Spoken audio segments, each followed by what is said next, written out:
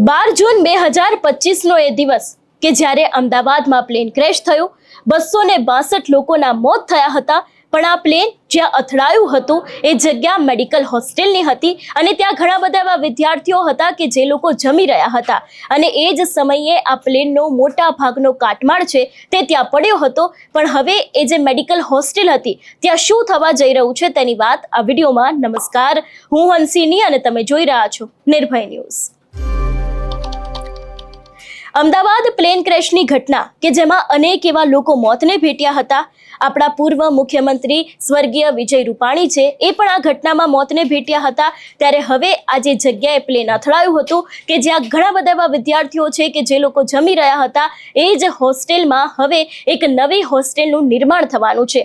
આ વિષયને લઈને વાત કરવામાં આવે તો 12 જૂન 2025ના રોજ બપોરે 1:38 અમદાવાદના મેઘાણીનગર વિસ્તારમાં આવેલી અતુલ્યમ હોસ્ટેલની બિલ્ડિંગ પર એર ઇન્ડિયાનું પ્લેન ક્રેશ થયું હતું.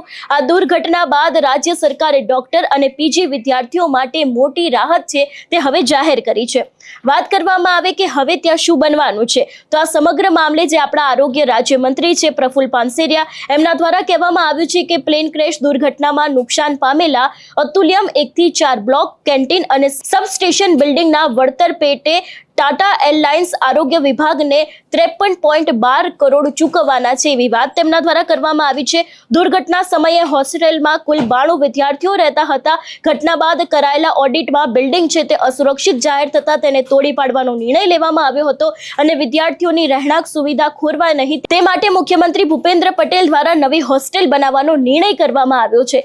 એટલે જે રીતે 12 જૂને બપોરના સમયે આખી આ ઘટના સામે આવી હતી, પ્લેન ક્રેશ થયું હતું અને પ્લેન ક્રેશ જે સમયે થયું હતું, આ પ્લેન છે જે જગ્યાએ અથડાયું હતું એ જ મેડિકલ હોસ્ટેલ છે. ત્યાં ઘણા બધા એવા વિદ્યાર્થીઓ છે કે જે લોકો ત્યાં હાજર હતા અને ઘણા બધા એવા લોકો છે કે જે લોકો મોતને ભેટ્યા પણ હતા. પણ હવે ત્યાં જ એક નવું હોસ્ટેલ છે તે બનવા જઈ રહ્યું છે.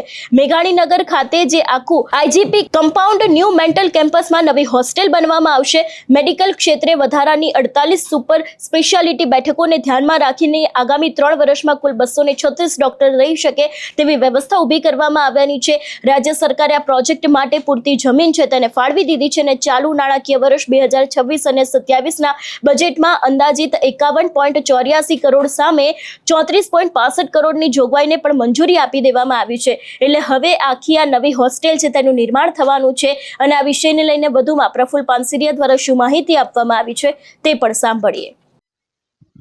12 જૂને દુઃખદ ઘટના જે પ્લેન ક્રેશની થઈ હતી એમાં મૃત્યુ પામનાર દરેક પરિવારના સ્વજનોને હું હૃદયપૂર્વક શ્રદ્ધાંજલિ પાઠવું છું. એમના દુઃખદ અવસાનથી પૂરા દુનિયાની અંદર એક અરેરાટી પ્રસરી ગઈ હતી. ત્યારે એ સ્થળ પર પ્લેન ક્રેશ થયું હતું એ હોસ્ટેલ હતી વિદ્યાર્થીની. એ હોસ્ટેલ જગ્યા પર જ નવી હોસ્ટેલ બનાવવાનું સરકારે બજેટ પણ ફાળવી દીધું છે અને આયોજન કર્યું છે. ટાટા એરલાઇન્સ દ્વારા 53 કરોડ રૂપિયા રાજ્ય સરકારને આપી પણ દીધા છે. તો 100 કરોડ ઉપરના ખર્ચથી મેડિકલના સ્ટુડન્ટ્સ માટે ત્યાં આધુનિક હોસ્ટેલ બનાવવામાં આવશે અને શિક્ષણ સાથે સંકળાયેલી આ વાતથી એક સારું કાર્ય પણ થશે. માટે એ જ જગ્યા પર સ્ટુડન્ટ્સ માટે હોસ્ટેલ બનાવી ત્યાંના વિદ્યાર્થીઓ, પોસ્ટ ગ્રેજ્યુએટ કરતા, માસ્ટર ડિગ્રી પ્રાપ્ત કરતા વિદ્યાર્થીઓ માટે અત્યંત સુવિધાયુક્ત મેચ સાથે એમના ભોજનાલય સાથેનું આ એક સ્થળ ઉપર સદપ્રવૃત્તિ જ કહી શકાય આમ, એટલા માટે કે વિદ્યા માટે આપણે એ ખર્ચ કરી રહ્યા છીએ. તો આ જગ્યા પર ઘણા એ બાબતો થાય છે કે અહીંયા આવું બનાવશે, આ બનાવશે, પરંતુ વિદ્યા દાનથી બીજું મોટું દાન કોઈ જ ના હોઈ શકે.